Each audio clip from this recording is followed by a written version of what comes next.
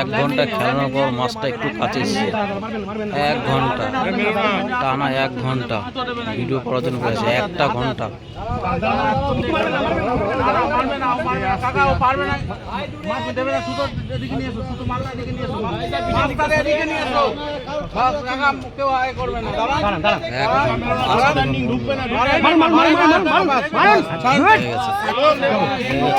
একটা ঘন্টা পর মাছটা উঠে যেতে ডবল পাল্লা,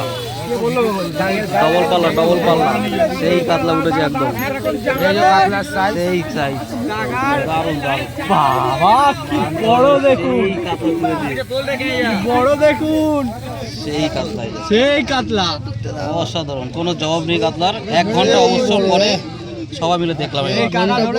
এই যে সেই কাকা 26 নম্বর সিট।